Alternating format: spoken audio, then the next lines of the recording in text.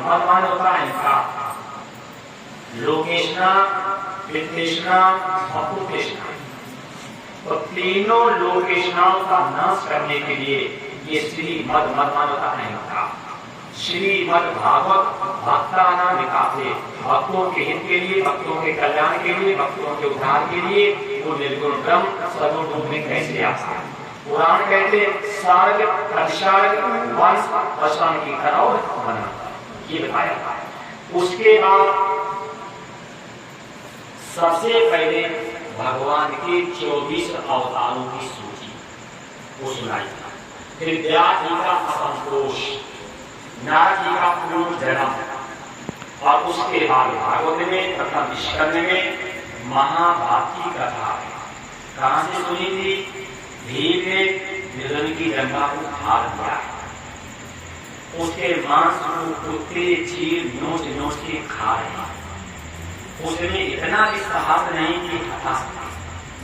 अर्थात दुर्योधन जो है ये मोह है, अश्वत्थामा जो है वो लोभ है, और द्रौपदी जो है वो क्षमा है। ये तीनों कथाएं आपने सुनी, लोभ, मोह और क्षमा। उसके बाद परीक्षित जी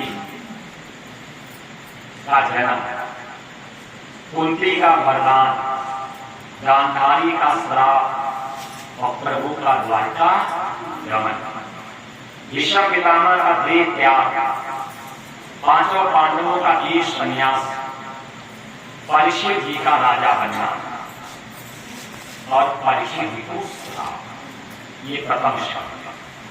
दूसरे स्कंद में सबसे पहले खडवान की चर्चा।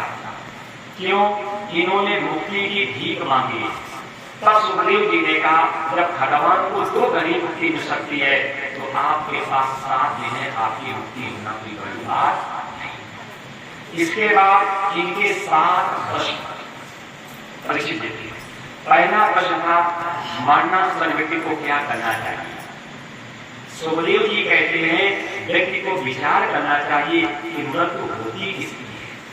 शरीर तो जड़ है, शरीर की मृत्यु कभी हो नहीं सकती है, और आत्मा जो है चेतन है, तो आत्मा की भी मृत्यु हो नहीं सकती। ये जब वेदांत के ग्रंथों को पढ़ोगे तब समझ में आएगा, ना तो शरीर मरता है और ना आत्मा मरता है।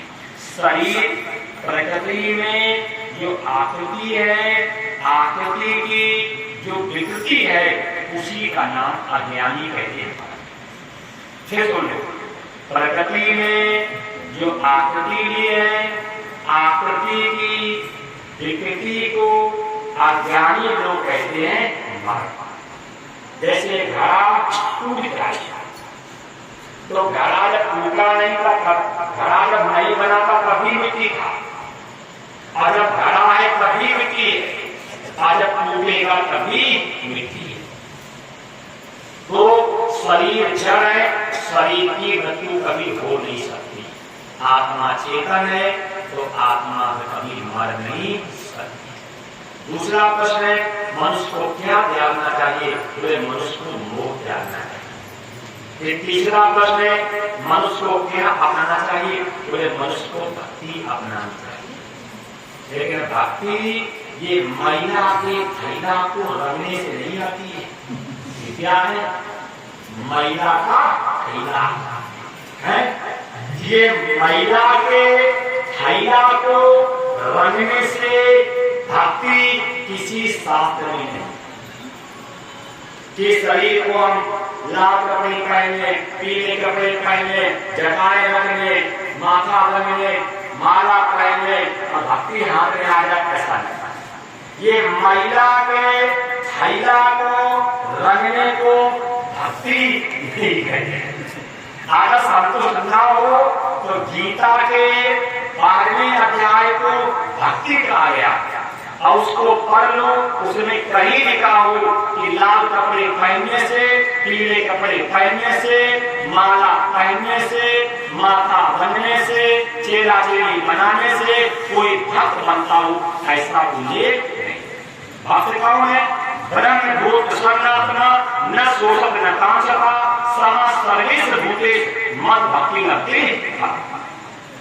ठीक, इसके बाद चौथा प्रश्न है, मनुष्य को किसकी उपासना करनी चाहिए? आपको बताया था ईश्वर कोटि के 5 देवी देवता हैं। गणेश जी पृथ्वी तप, शंकर जी जल तप, दुर्गा जी वायु तप, सूर्य भगवान अग्नि तप, विष्णु भगवान आकाश। और इन्हीं 5 तत्वों से हमारा आपका शरीर बना है। इनमें किसी एक व्यक्ति की उपासना करनी चाहिए। 5वां प्रश्न है, हमें किसका मंत्र जपना चाहिए?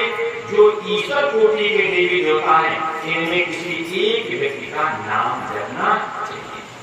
फिर 6वां प्रश्न है, हमें चर्चा किसकी सुननी चाहिए? जो ईश्वर कोटि के देवी देवता हैं, इनमें किसी एक की चर्चा हमें सुननी चाहिए। 7वां प्रश्न है, किसके पर समर्पण करना चाहिए? जो ईश्वर कोटि के 5